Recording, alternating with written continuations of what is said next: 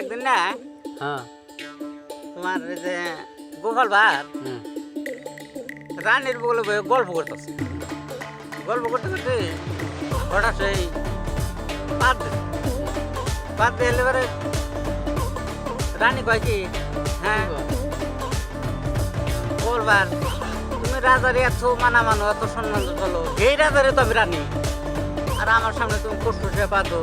আমি কি জানি তোমার একটু সরম কর না কিন্তু এই বিচার আমি রাজার কাছে দেবো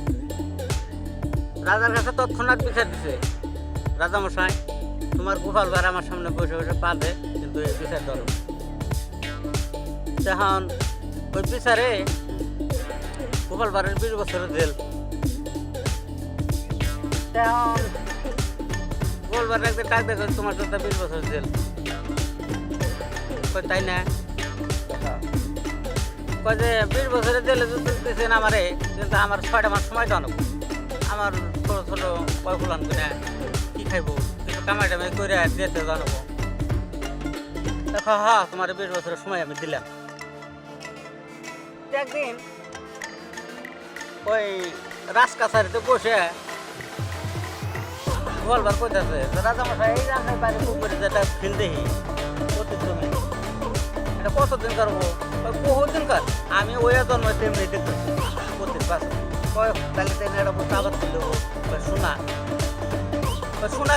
খেতে বললে হয় নাকি কহ আগেকার রাজারা এই যে গরম টরম পিঠা বানায় এই খেতে সোনা বই না এই সোনা দিয়ে এই যে গলার মৃত্যুহার কানের পাশা নাহের দুল বানায় তাই নাকি তাহলে আমি পুরো হ্যাঁ আগে তো এই যে ট্র্যাক্টর নকশাটা ফেললা রাজা গোয়াল মেলাল ওই 8-10টা বাড়ির দিতে আল ভাইয়া গুলগুলো করে আলাইছে গুলগুলো করে আলাইছে না চাষ মোটামুটি 15-20টা দিছে 20টা দিয়ে হেরে ওই যে রাজামশাই এই পুনার আগে কিন্তু খেতে বেড়াতাম না সোনার মাথা যদি খেয়ালায় তাহলে তো তোমার কামবো না বলে না গো কি দেয় পরে ওই হ্যাঁ তাহলে খেতে আগে বেড়া দাও বেড়া দাও ওই যে 6 মাস দিলে যাও নাকো মোটামুটি যে 1 লাখ টাকা নাকো খেতে বেড়া দিতে ওই মোটামুটি 10,000 টাকা তার তোর কিছু কিনে আই না খেতে বেড়া দিয়ে আর দিও না যে ফুলান এদিকে ডান করবো চলে যাবো ফুলান খাবো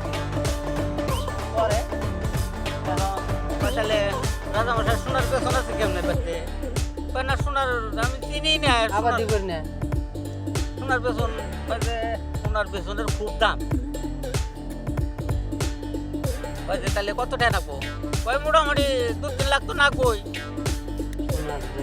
সোনার পেছনের খুব দাম করছে কি